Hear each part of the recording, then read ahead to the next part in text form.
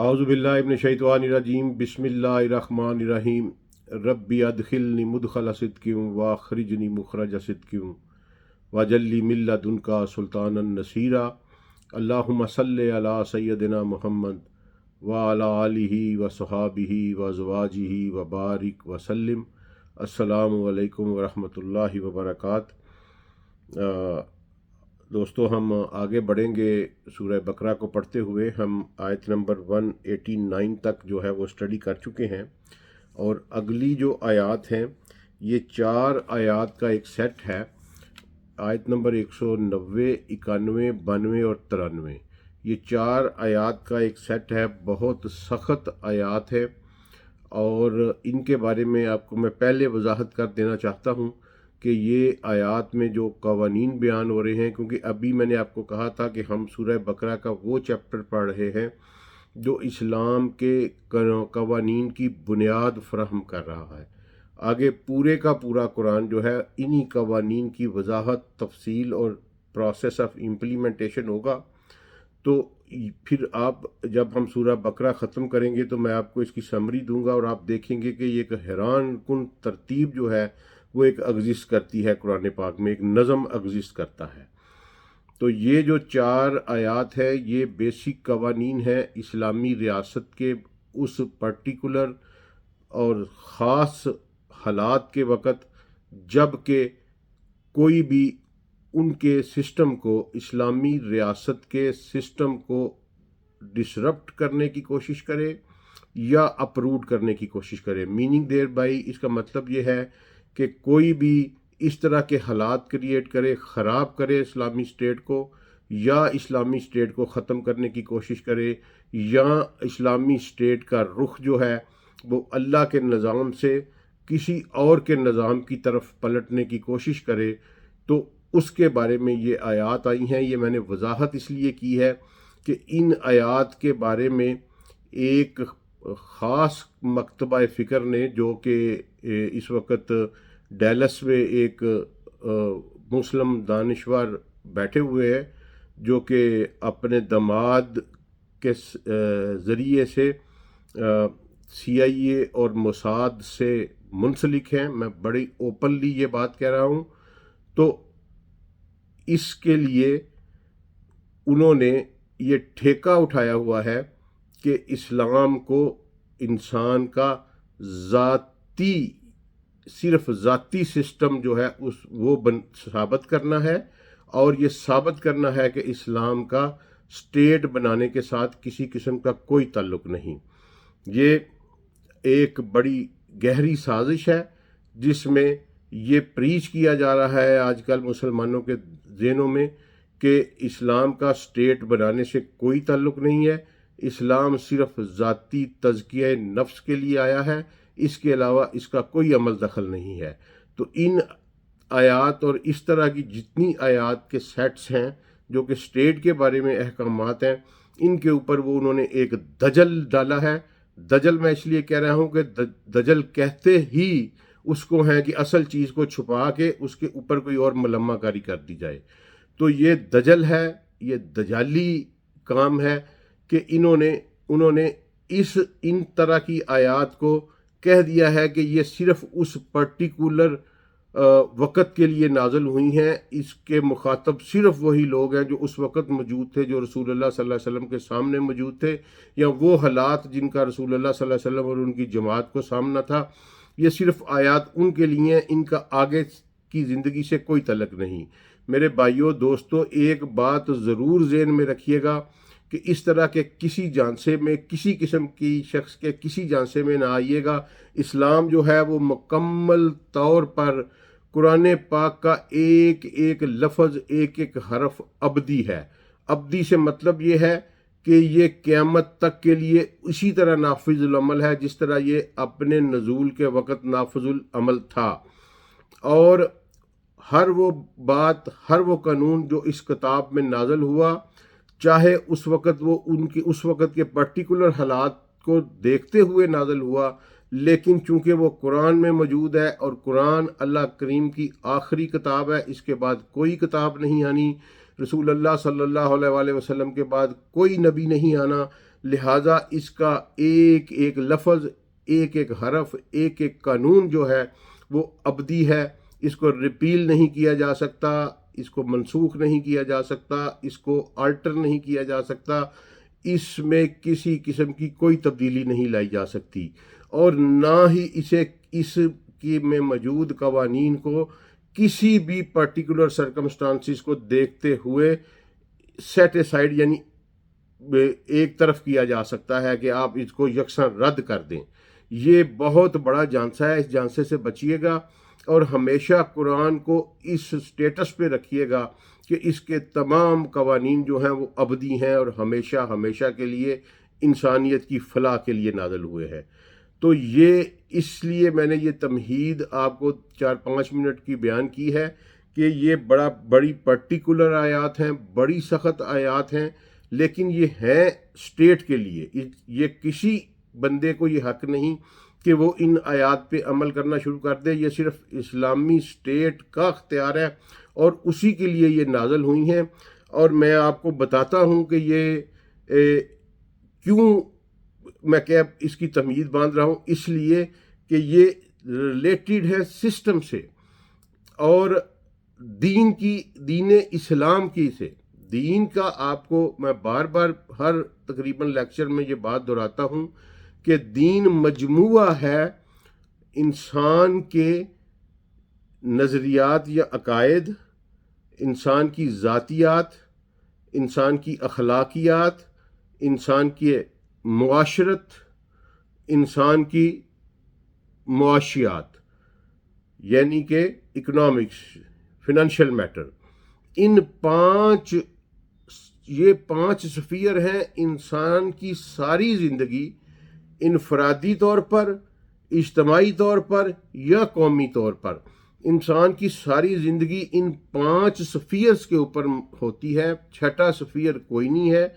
اور جو وہ پرنسپلز، وہ لاز، وہ کسٹمز، وہ قوانین، وہ رسم و رواج، وہ کنونشنز، وہ جو ان 5 سفیر آف لائف کو، ان زندگی کے ان 5 دریچے جو ہیں ان کو کنٹرول کرے، اس سسٹم کو دین کہتے ہیں۔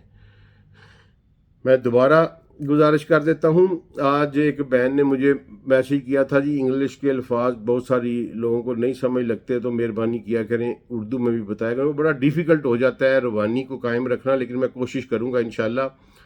کہ میں نے آپ کو اردو میں بتا دیا انسان کی ایڈیالوجی، انسان کی پرسنل ویلیوز، انسان کی مورل ویلیوز، انسان کا سوشل انٹریکشن، سوشیالوجی، اور انسان کی اکنامکس جو ہے، یہ اس مجموعے کو جو چیز گورن کرتی ہے، جو حکمرانی کرتی ہے، اس کے اوپر جو حکومت کرتی ہے، ظاہر قوانین، رسم رواج اور کنونشنز کے ذریعے سے جو حکمرانی کرتی ہے، اس سارے سسٹم کو دین کہا جاتا ہے۔ دین ہر کسی کا ہے، ٹھیک ہے جی، کیونکہ یہ 5 نظام، 5 سسٹم ہر کسی کے ہے۔ دین خالی کی بات کرنے کا مطلب یہ نہیں کہ ہم دین اسلام کی بات کر رہے ہیں۔ یہ ایکچولی ایک جنرل ٹرم لے لی گئی اور پھر غلط العام بن گیا کہ جی میں دین کا کام کر رہا ہوں، بڑا دینی آدمی ہے۔ وہی دین اللہ تعالیٰ نے، دیکھیں آپ روزانہ پڑھتے ہیں، چاروں کل اکثر ہماری بہنیں اور اکثر ہمارے بھائی پڑھتے ہیں، تو اللہ نے واضح کہا لکم دینکم ولی الدین، تمہارے لیے تمہارا دین، ہمارے لیے ہمارا دین۔ اس کا مطلب ہے کہ ان کا بھی ایک دین ہے، ہمارا بھی ایک دین ہے۔ اور اللہ نے بھی یہی کہا کہ اللہ نے اسلام کو تمہارے لیے بطور دین پسند کیا، اس پہ راضی ہوا۔ تو ہمارا دین اسلام ہے۔ اسلام کے مقابلے میں جتنے بھی دین بنائے جائیں گے، جتنے بھی دین ہوں گے، ان کو کیا کہتے ہیں وہ میں آپ کو اینڈ پہ بتاتا ہوں۔ پہلے آپ کو میں یہ آیات پڑھ دوں، ان کو سمجھا دوں، پھر اس کے اوپر میں بات کرتا ہوں کہ اس کے مقابل کیا چیز ہے۔ اعوذ باللہ من الشیطان الرجیم، بسم اللہ الرحمن الرحیم۔ وقاتلوا فی سبیل اللہ الذین یقاتلونکم ولا تعتدوا ان اللہ لا یحب المعتدین. یہ میں چاروں اکٹھی پڑھوں گا. وقتلوہم حیث ثقفتموہم واخرجوہم من حیث اخرجوکم والفتنۃ اشد من القتل ولا تقاتلوہم عند المسجد الحرام حتی یقاتلوکم فیہ فإن قتلوکم فاقتلوہم کذالک جزاء الکافرین فإن انتہوا فإن اللہ غفور رحیم وقاتلوہم حتی لا تکون فتنۃ ویکون الدین للہ فإن انتہوا فلا عدوان الا علی الظالمین. جی ان کو پڑھتے ہیں. جی اللہ تعالیٰ فرما رہے ہیں وقاتلوا فی سبیل اللہ الذین یقاتلونکم ولا تعتدوا، ان کو قتل کرو. فی وقاتلوا، یہاں اللہ تعالیٰ نے لفظ ہی قرآن پاک میں قتال کا استعمال کیا ہے. قتال سے یہ حرب بھی مراد لے لیتے ہیں. آپ تراجم پڑھیں گے تو کئی جگہ کے اوپر لڑے ہوگا، کئی جگہ پہ ہوگا کہ ان سے جہاد کرو، کئی جگہ پہ ہوگا کہ ان سے جنگ کرو. ٹھیک ہے، لیکن اللہ کی نظر میں یہ قتال ہے، اور یہ قتال کا مطلب ہے کہ ان کو آخری حد تک پہنچانا ہے، ان کا قلع کما کرنا ہے. یہ قتال ہے. حرب اور چیز ہے جس کو جنگ کہتے ہیں، جہاد اور چیز ہے. ٹھیک ہے، لڑائی اور چیز ہے. یہ قتال ہے. وقاتلوا فی سبیل، اور سبیل اللہ کا بھی ترجمہ جو ہے سب نے اللہ کی راہ کر دیا، اور سائیکالوجی اس کی خراب کر دی ہے. اس کا بہترین ٹرانسلیشن ہے فار دی کاز آف اللہ. ٹھیک ہے جی، فار دی کاز آف اللہ. اردو میں اس کو آپ کیا کہیں گے کہ اللہ کے مقصد کے لیے، جو بھی اللہ کے آبجیکٹیو آف اللہ جو بھی آپ بنا لیں. اردو اس والے سے میرا کارنر تھوڑا سا کمزور ہے. وقاتلوا فی سبیل اللہ الذین یقاتلونکم، قتل کرو ان لوگوں کو، قتال کرو فار دی کاز آف اللہ، اللہ کے لیے، اللہ کے مقصد کی خاطر. فی سبیل اللہ جہاں بھی آئے گا فار دی کاز آف اللہ ہوگا. تو قتل کرو ان لوگوں کو فار دی کاز آف اللہ، جو کہ تمہیں قتل کرتے ہیں، تمہارے ساتھ قتال کرتے ہیں. ولا تعتدوا، اور زیادتی نہ کرنا. یہ دیکھیں، یہ اللہ یہاں پہ اپنے ماننے والوں کے اوپر بند باندھ رہا ہے. اور ان اللہ لا یحب المعتدین، اور اللہ زیادتی کرنے والوں کو، تعدو کا مطلب ہوتا ہے ٹرانسگریس کرنا، اپنی اتھارٹی سے باہر نکل، اپنے حق سے تجاوز کرنا. تو اللہ کہتا ہے کہ ایسے لوگ جو اپنی اتھارٹی سے ٹرانسگریس کرتے ہیں یا اپنے حق سے تجاوز کرتے ہیں، میں ان سے محبت نہیں کرتا. لا یحب المعتدین، اللہ ان کا انکار کر رہا ہے کہ مجھے یہ اچھے نہیں لگتے. آئی ڈس لائک دیم. اچھا جی، اب یہ دیکھیے کہ اللہ اگریشن سے روک رہے ہیں. اسٹیٹ کے لیے یہ آرڈر ہے کہ وہ لوگ جو اسٹیٹ میں قتل و غارت کریں، اسٹیٹ میں لا اینڈ آرڈر کا مسئلہ پیدا کریں. یہ پہلی آیت ہے کہ کیونکہ وقاتلوا فی سبیل اللہ الذین یقاتلونکم، کہ جب یہ تمہیں قتل کریں، جب یہ اسٹیٹ کو ڈسرپٹ کریں، دہشت گردی کریں، امن و امان کا مسئلہ پیدا کریں جس سے تمہارا جانی نقصان ہو، تمہاری اسٹیٹ میں بسنے والے لوگوں کا جانی نقصان ہو، تو پھر ان کی سزا کیا ہے؟ For the sake of Allah, for the Allah cause, وقاتلوا فی سبیل اللہ، اللہ کی راہ میں ان کو قتل کرو. لیکن زیادتی نہیں کرنی. یہ نہیں کرنا کہ قصور ایک کا ہے پورا گاؤں مار دو. یہ نہیں کرنا کہ ایک کو پکڑنے کے لیے پورے گھر کو اٹھا کے پکڑ کے لے جاؤ. ان اللہ لا یحب المعتدین، اللہ زیادتی کرنے والوں کو سے محبت نہیں رکھتا، ان کو لائک نہیں کرتا. اچھا جی، یہ ہے کہ اگر پہلا ہے کہ اگر تمہاری اسٹیٹ اسٹیبلشڈ ہے اور کوئی ایسا شخص، کوئی ایسا گروپ، کوئی ایسی قوم، کوئی ایسا قبیلہ، کوئی ایسی پارٹی، کسی بھی نام کے اوپر وہ آ کے تمہاری اسٹیٹ میں قتل و غارت کرتی ہے، تو پھر ان کو ان کی سزا یہ ہے کہ ان کو کلا کما کر دو، ان کو قتل کر دو، ان کو فارغ کر دو۔ یہ ہے اسٹیٹ کا قانون، اللہ نے بیان فرمایا ہے، انسان نے اس کو نافذ کرنا ہے، مومنین نے۔ اچھا جی، آگے ہے وَاقْتُلُوهُمْ حَيْثُ ثَقِفْتُمُوهُمْ وَأَخْرِجُوهُمْ مِنْ حَيْثُ أَخْرَجُوكُمْ وَالْفِتْنَةُ أَشَدُّ مِنَ الْقَتْلِ۔ اچھا جی، یہ کیا ہے؟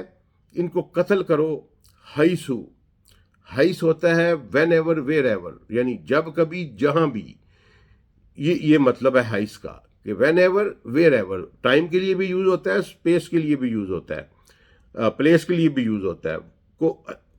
اور ثقفتموہم کا مطلب ہے get control, get hold of them, ٹھیک ہے جی۔ اس میں آپ نارمل ترجمے میں لوگ اس کا ترجمہ ہی جو ہے نا وہ گول کر کے ہوئے ہیں کہ، اور عموماً ترجمہ کر دیا گیا کہ انہیں قتل کرو جہاں بھی تم انہیں پاؤ۔ اس کا یہ مطلب نہیں ہے، اس کا مطلب ہے کہ جہاں کہیں بھی تم انہیں پاؤ، یعنی تمہاری ان کے ساتھ مڈ بیر ہو، and when you get control over them, when you get hold of them, ثقفتموہم، get control over them, get hold over them, جب تم ان کے اوپر قابو پا لو تو پھر کیا ہے؟ وَاقْتُلُوهُم، ان کو قتل کر دو۔ جو بھی بندہ، کیوں؟ وَأَخْرِجُوهُم، اور ان کو نکالو، مِنْ حَيْثُ أَخْرَجُوكُمْ، جہاں سے یہ جنہوں نے تمہیں نکالا ہو یا نکالنا چاہ رہے ہو، ٹھیک ہے جی، وہاں سے ان کو نکال دو۔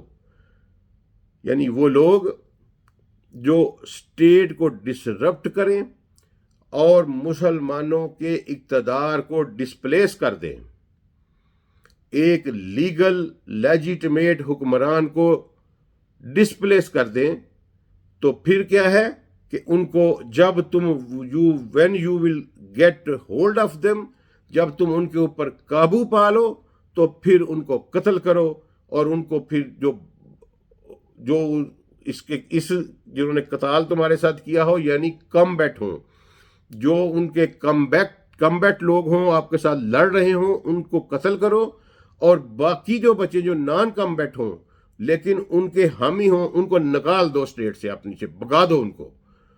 یہ دو حصوں میں آ گیا کہ کیونکہ پہلے میں اللہ نے کہا کہ جو تمہارے ساتھ قتال کریں ان کو قتل کرو، یعنی کمبیٹ کے ساتھ صرف جو ہے وہ حکم ہے کہ جو کمبیٹ کریں، نان کمبیٹنگ جو ہیں ان کو قتل کرنے کا حکم نہیں ہے۔ ان کا حکم اگلی آیت میں آ رہا ہے کہ ان کو وہاں سے نکال دو جہاں سے انہوں نے یہاں تمہیں نکالا تھا، یا اس کی پرسیپشن یہ ہے کہ تمہیں نکالنا چاہ رہے تھے۔ وَالْفِتْنَةُ أَشَدُّ مِنَ الْقَتْلِ، اور یہ جو فتنہ ہے وہ قتل سے زیادہ شدت رکھتا ہے۔ اگرچہ قتل بھی بہت بڑی شدت والی سزا ہے، اللہ کہہ رہے ہیں، لیکن فتنہ جو ہے اس قتل سے بھی بڑا ہے، اور اگر تم فتنے کو سے بچنا چاہتے ہو تو پھر ان کو قتل کرنا ضروری ہے، ادروائز یہ تمہاری پوری قوم کی ہلاکت کا باعث بنیں گے۔ ایسا گروہ جو کہ تمہارے اسٹیٹ کے اندر لا اینڈ آرڈر کریٹ کرے، یا ڈسرپٹ کرے، یا تمہیں ڈسلاج کرنے کی کوشش کرے، یا ڈسلاج کر چکا ہو، یا تمہیں ہٹانے کی کوشش کرے، یا تمہارے اقتدار کو ہٹا دیا گیا ہو، اور پھر جب تم ان پہ قابو پاؤ تو پھر جو کمبیٹ ہوں گے ان کو قتل کرو، اور جو نان کمبیٹ ہوں گے ان میں سے جو لڑیں گے، جو فائٹر گروپ ہوگا ان کو قتل کر دو، اور جو نان فائٹر گروپ ہوگا ان کو وہاں سے بھگا دو، نکال دو۔ اس لیے کہ یہ فتنہ پھیلا رہے ہیں، اور فتنہ جو ہے وہ قتل سے زیادہ ڈینجرس ہے، لہٰذا تم ان پہ کسی قسم کی رعایت نہ کرنا۔ اچھا جی، آگے اللہ ایک پابندی لگا رہا ہے، لیکن وہ بھی فار اسپیشل سرکمسٹانسز۔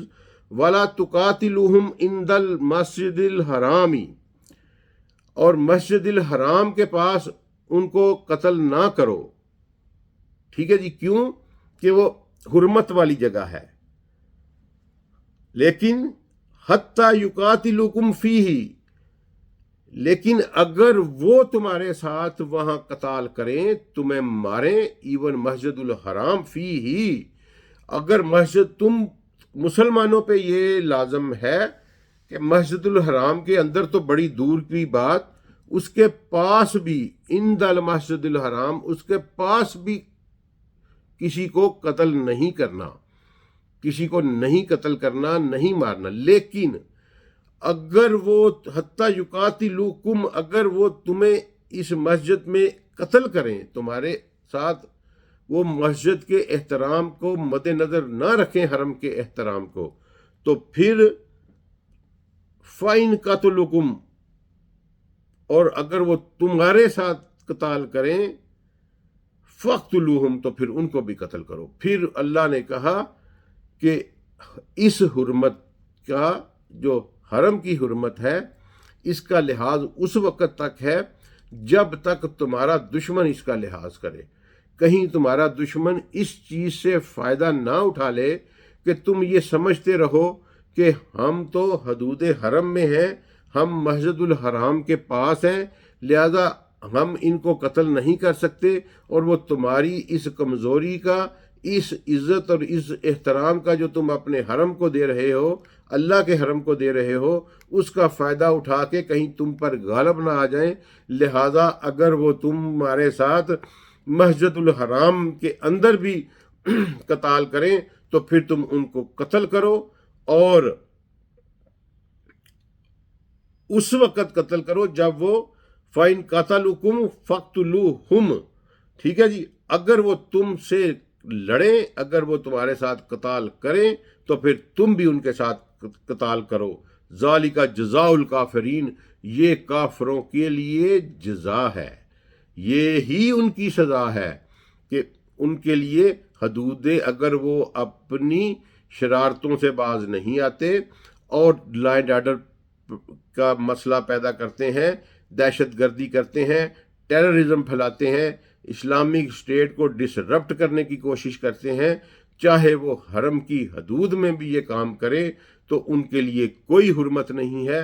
یہی ان کی سزا ہے کہ ان کو وہاں بھی قتل کر دیا جائے.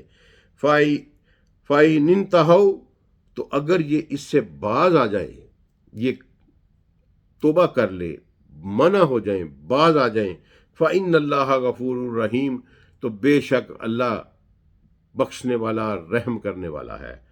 اب دیکھیں یہ موسٹ پرابیبل جو چیز ہے نا جی، یہ موسٹ پرابیبل چیز جو ہے فَإِنَّ اللَّهَ غَفُورٌ رَحِيمٌ کہنے کا، فَإِنِ انتہوا، کہ اگر یہ باز آ جائیں، رک جائیں، ٹھیک ہے جی، یہ کام نہ کریں، تو اللہ بخشنے والا، رحم کرنے والے کا.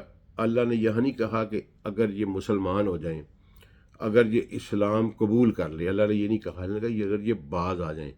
اس لیے پرابیبلٹی گوز ٹو ورڈ کہ یہ جو سزا آ رہی ہے یہ انہی لوگوں کی آ رہی ہے جو ظاہری طور پر اپنے آپ کو مسلمان کلیم کریں گے، لیکن اللہ کی حرمتوں کو بھی پامال کریں گے، اسلامک اسٹیٹ کو ڈسرپٹ کرنے کی کوشش کریں گے، اور لا اینڈ آرڈر کی کنڈیشن کریٹ کریں گے، اور اللہ تعالیٰ کے ماننے والوں کو، جنہوں نے اللہ کا نظام اسٹیبلش کیا ہوگا، ان کو قتل کریں گے اور ان کو ریپلیس کر کے خود اقتدار پر قبضہ کرنا چاہیں گے.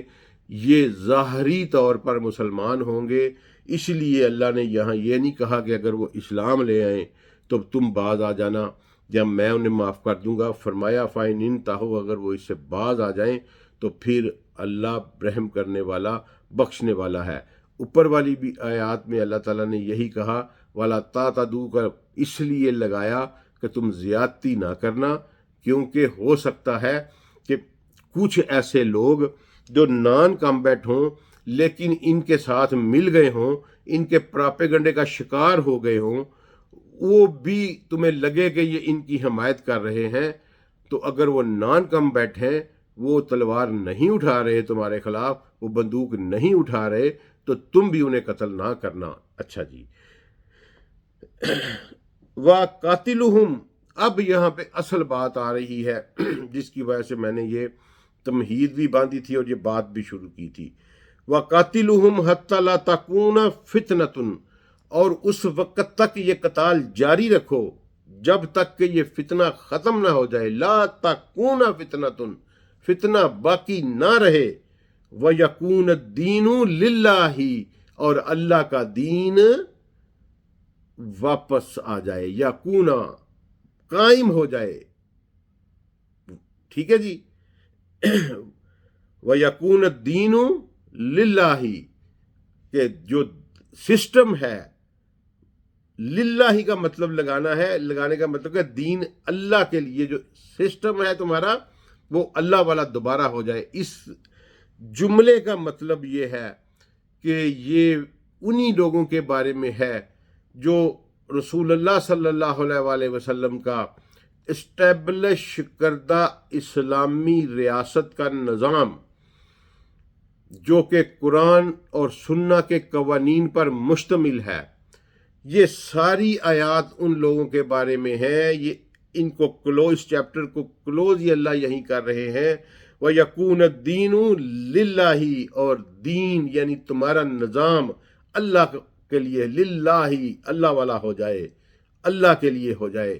یعنی وہ ایسے لوگ جو کہ اسٹیبلشڈ اسلامی ریاست کو ڈسرپٹ کرنے کی کوشش کرے اور ظاہری طور پر وہ مسلمان ہوں، تو ان کو کے بارے میں یہ ساری آیات ہیں، یہ ان کی سزا ہے۔ کیونکہ اس کے بعد پھر اللہ یہی کہہ رہے ہیں فَإِنِ انتہوا، تو اگر یہ باز آ جائے، فَلَا عُدْوَانَ، تو پھر ان کے اوپر چڑھائی نہیں ہو سکتی، الا علی الظالمین، سوائے اس کے کہ وہ ظالمین میں ہو جائیں، یعنی وہ ظلم جاری رکھے یا ظلم دوبارہ کرے۔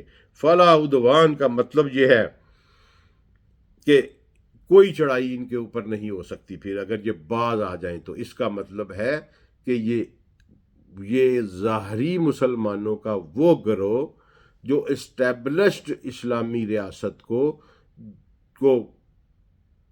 ڈسرپٹ کرے، ڈسلوج کرے، ریموو کرنے کی کوشش کرے، لا اینڈ آرڈر کا کریٹ کرے، یا کسی بھی قسم کا کوئی ایسا عمل کرے جس سے اللہ کا دین جو ہے، یعنی دین اسلام کے قوانین خطرے میں آئیں، تو ان کے ساتھ اس طرح کا بیہیویئر اپناؤ۔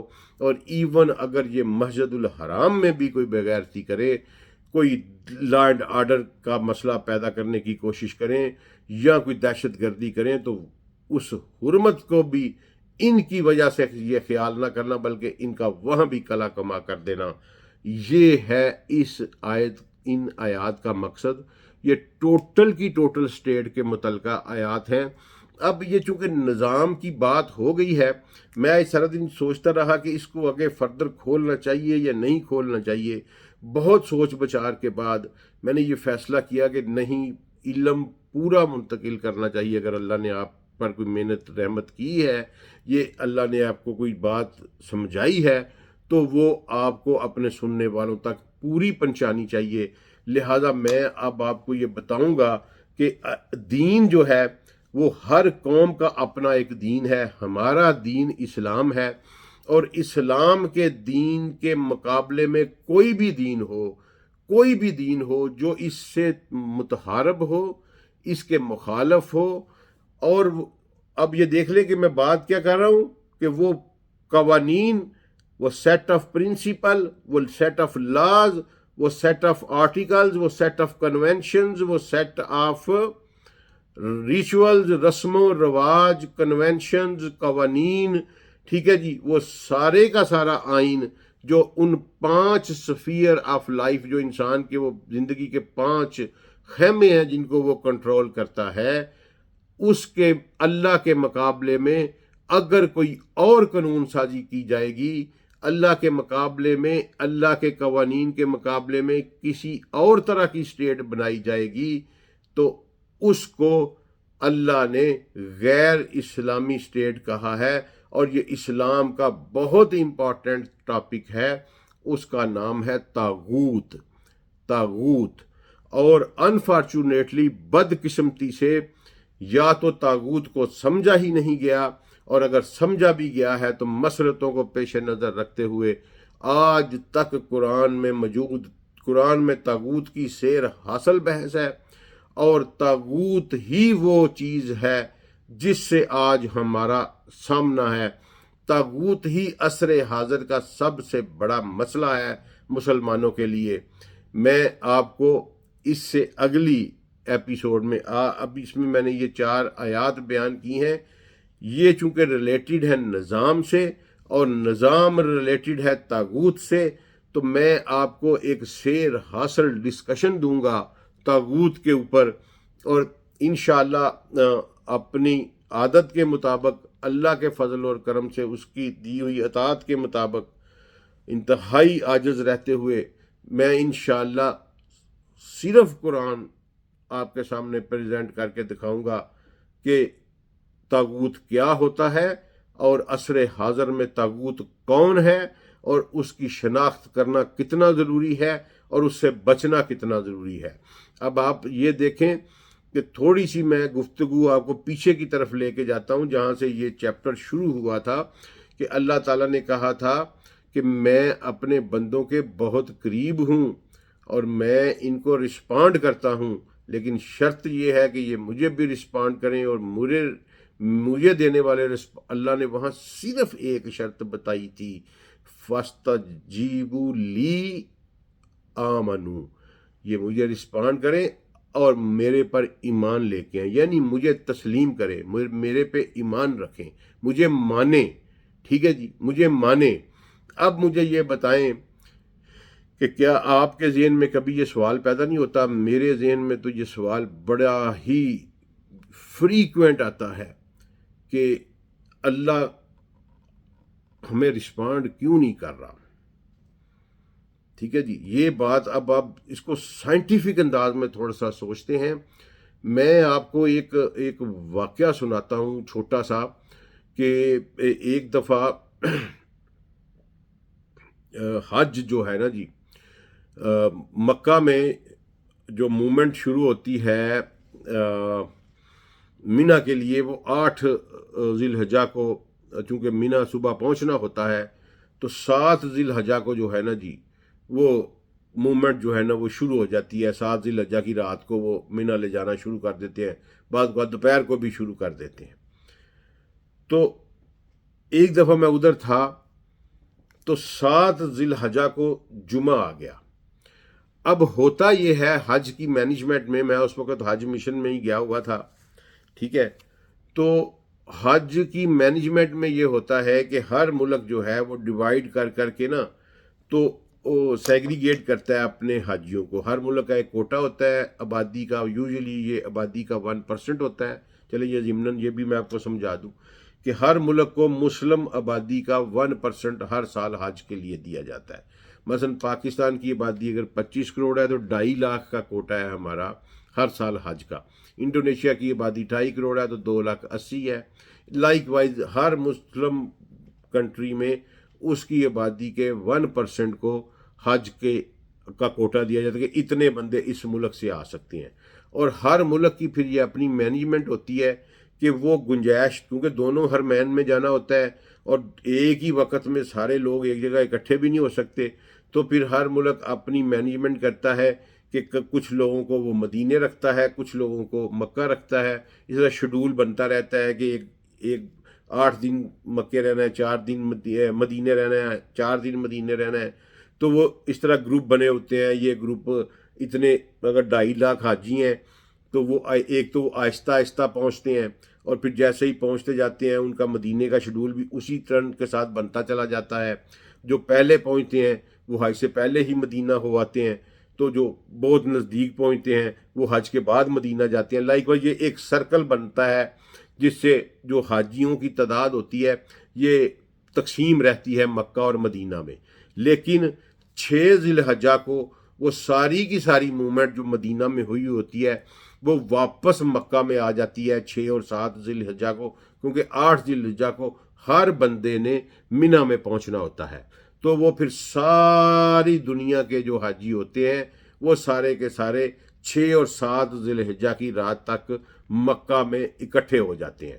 تو اس سال 7 ذی الحجہ کو جمعہ فال کر گیا اور پوری دنیا کے حاجی وہاں اکٹھے تھے، لوکل پاپولیشن بھی تھی، لوکل حاجی بھی تھے۔ یقین کریں کہ میں نے اتنا بڑا یعنی اجتماع جو ہے نا جی، وہ کبھی نہیں دیکھا مسجد الحرام اور اس کے نزدیک میں۔ وہ ایک عجیب سین تھا، اور اس وقت یہ غالباً 2011-12 کی 8 کی بات ہے، یہ 8 کی بات ہے، یس 8 کی بات ہے، 2008 کی بات ہے۔ تو اس وقت یہ جبل عمر والے ہوٹل ابھی نہیں بنے تھے، یہ پہاڑی ہی تھی، اور شارع ابراہیم الخلیل جو ہے نا یہ بالکل کھلی سڑک تھی، اور اس کے پیرلر میں طریق الحجر، اور پھر وہ آگے جہاں یہ دونوں سڑکیں ملتی تھی جا کے وہاں پہ وہ کبوتر چوک تھا، اور اس کے آگے کبری الخالد، ٹھیک ہے۔ تو میں اسی مسفلا والی سائڈ پہ تھا، تو ہمیں بھی باہر ہی جگہ ملی جمعہ پڑھنے کے لیے، 7 ذی الحجہ والا جمعہ۔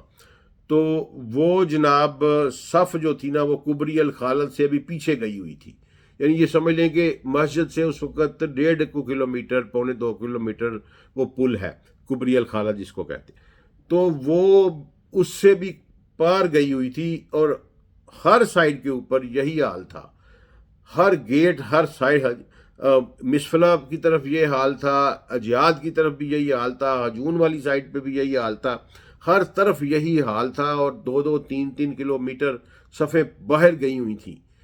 تو وہاں یہ سوال میں نے یہ بات آپ کو اس لیے سنائی ہے کہ یہ سوال میرے ذہن میں آیا کہ سدیس صاحب نے جمعہ پڑھایا اور انہوں نے دعا مانگی، تو ایسی دعا مانگی کہ اب دیکھیں نا کہ پوری امت کے نمائندہ سمجھ لیں، پوری امت تو نہیں کہہ سکتے، پوری ہر ملک سے اس وقت بندے 1% کی تعداد سے مسلمانوں کے موجود تھے، ملینز میں مجمع تھا، اور میرا خیال ہے ہر بندہ اس دعا میں رویا، ایسی دعا مانگی سدیس صاحب نے۔ تو ان میں 4 دعائیں جو ہیں نا وہ میں نے مارک کی، باقی تو چلیں انسان کی ذاتی ہیں، ذات جانے اللہ جانے، لیکن وہ اجتماعی دعائیں تھیں کہ اللہم اعز الاسلام، اللہم اعز المسلمین، اور فلسطین اور کشمیر کے لیے، یہ 4 دعائیں جو تھیں، اور اس یہ اتنی دفعہ ریپیٹڈلی مانگی گئیں، اور اس پہ لوگ روئے، آمین آمین، اونچی اونچی پکار، آہو بکا کی لوگوں نے۔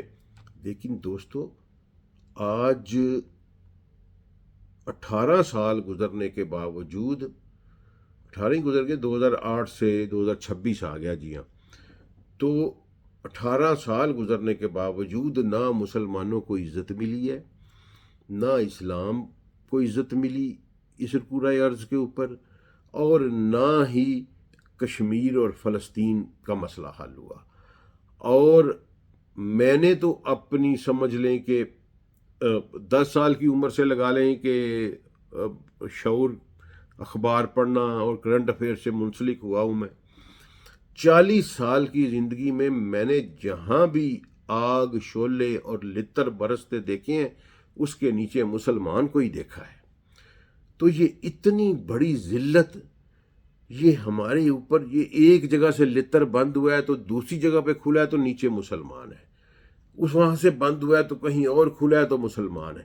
آپ 1990 سے لے کر 2025 تک کا ڈیٹا اٹھا لیں، کروڑوں کی تعداد میں مسلمان مار دیے گئے ہیں، اور ہمارے دودھ پیتے نوزائیدہ بچوں سے لے کر 100 سال کی عمر تک کا بوڑھا، کسی نے کوئی لحاظ نہیں کیا، اور ہماری شادیوں پہ، ہمارے جنازوں پہ، ہماری امام بارگاہوں پہ، ہماری مساجد پہ پتہ نہیں کہاں کہاں خون بہایا گیا ہے۔ پھر اس کے علاوہ ہماری بہنوں کی، ہماری ماؤں کی، ہماری بیٹیوں کی عزتیں تار تار کی گئی ہیں۔ یہ جو خوفناک ہولی انہوں نے عراق میں کھیلی، استغفر اللہ، اسی طرح کہاں کہاں بتائیں آپ کو، کوسوو میں مسلمانوں کے ساتھ کیا ہوا، بوسنیا میں کیا ہوا، عراق میں کیا ہوا، شام میں کیا ہوا، لیبیا میں کیا ہوا، سوڈان میں کیا ہوا، ایسٹ تیمور میں کیا کیا صورت آپ کو دکھائیں کہ صرف ایک خون ہے مسلمان ہے جس کے بہانے کے اوپر کسی قسم کی کوئی کسی کو ندامت نہیں ہوتی اور کسی کو کوئی پوچھنے والا نہیں. اتنا سستی عزت ہماری ہو گئی, اتنا سستا خون ہمارا ہو گیا. اس کی وجہ کیا ہے؟ اب میں آخری بات کر کے ختم کروں گا. آپ نے اس پہ سوچنا ہے, اس پہ سوچنا ہے. میں آپ کو ایک فوڈ فار تھاٹ دے رہا ہوں کہ آپ یہ سوچیں ضرور اس کے اوپر کہ اللہ تو یہ کہہ رہا ہے کہ تم مجھے پکارو میں جواب دوں گا, میں تمہارے بہت ہی قریب ہوں. تو لیکن شرط یہ ہے کہ تم مجھے مانو. دیکھیں اس آیت میں جو میں نے آپ کو پڑھائی ہے, اللہ نے ایک ہی شرط لگائی ہے, آمنو. کوئی بات نہیں کی کہ عمل صالحہ کرو, نماز پڑھو, روزہ کرو, زکوٰۃ کرو, حج جو اللہ نے کوئی ایسی شرط نہیں لگائی. اللہ نے کہا صرف یہ لگائی ہے کہ میں تمہیں رسپانڈ دوں گا, شرط یہ ہے کہ صرف مجھے مانو. اب آپ سائنس آف پرابیبلٹی اس کے اوپر اگر لگائیں تو پھر ان دو باتوں میں ایک یہ کہ اللہ قریب ہے اور رسپانڈ دیتا ہے, اور دوسری یہ ہے کہ اس کی شرط یہ ہے کہ تم اس کے اللہ کو مانتے ہو تو پھر ہے. تو اب ان دو باتوں میں سے ایک بات ضرور غلط ہے. یا تو یہ بات غلط ہے کہ میں تمہارے بہت قریب ہوں اور تمہیں رسپانس دیتا ہوں, اور یا یہ بات غلط ہے کہ ہم اللہ کو ماننے والے ہیں. ان دونوں میں سے ایک بات ضرور غلط ہے. اب سائنس آف پرابیبلٹی یہ کہتی ہے کہ ہم چانسز کو دیکھیں کہ کس کے غلط ہونے کے زیادہ چانسز ہیں. جو پہلی بات ہے کہ اللہ میرے بہت قریب ہے, اللہ ہمیں رسپانس دیتا ہے, چانسز آف پرابیبلٹی میں یہ امپاسبل چیز ہے کہ یہ غلط بات ہو. یہ غلط بات ہو ہی نہیں سکتی. اللہ کا یہ دعویٰ, اللہ کا یہ فرمان غلط نہیں ہو سکتا. چانسز آف پرابیبلٹی میں اس کا 0 سے بھی مائنس چانس ہے کہ یہ ایسا ہو سکتا ہے. اس کی ریزن یہ ہے کہ میرے ایک جملے پہ غور کریے گا, میرے استاد محترم کا جملہ ہے, اس پہ ذرا غور کریے گا کہ انسان لاکھ کروڑ اربوں خربوں غلطیاں کر بیٹھے لیکن وہ انسان ہی رہے گا. لیکن اللہ اگر ایک غلط بات کر بیٹھے تو وہ الہ نہیں رہے گا. ٹھیک ہے جی دوستو, اس پہ غور کریے گا اس جملے پہ کہ انسان اگر لاکھوں کروڑوں غلطیاں کر بیٹھے تو وہ انسان ہی رہے گا, لیکن اللہ اگر ایک غلطی کر بیٹھے تو وہ الہ نہیں رہے گا. اس لیے یہ بات تو غلط ہو نہیں سکتی کہ جو اللہ کہہ رہا ہے کہ میں تمہارے بہت قریب ہوں اور تمہیں رسپانڈ دیتا ہوں. اب دوسری بات 100% یہ غلط ہے کہ ہم اس کو مانتے ہیں, کیونکہ اگر مانتے ہوتے تو رسپانس بڑا کوئک ہوتا. ہمارے پاس پریسیڈنٹس موجود ہیں کہ جو مانتے تھے ان کو بڑا کوئک اینڈ سوئفٹ رسپانس دیا جاتا تھا. ہمیں انتظار میں کیوں ڈال دیا گیا؟ اس کا مطلب ہے سائنس آف پرابیبلٹی کے مطابق کہ ہم اللہ کو نہیں مانتے.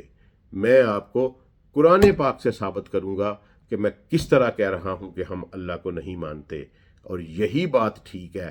ورنہ یہ ہو نہیں سکتا کہ ہم اللہ کو مانتے ہوں اور اللہ کا رسپانس نہ آئے.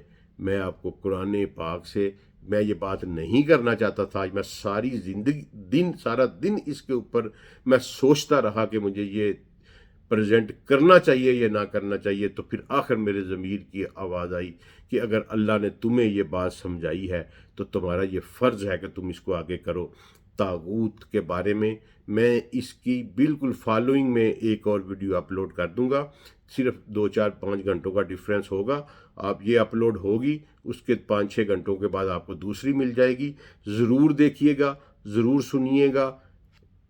آپ کو ایک یونیک چیز میں دوں گا کہ کسی ممبر سے آپ نے طاغوت کے بارے میں نہیں سنا ہوگا, کسی مبلغ سے آپ نے طاغوت کے بارے میں نہیں سنا ہوگا, کسی صالح سے, کسی دانشور سے اگر طاغوت کی کہیں بات ہوئی بھی تو بڑی سرسری بات ہوتی ہے.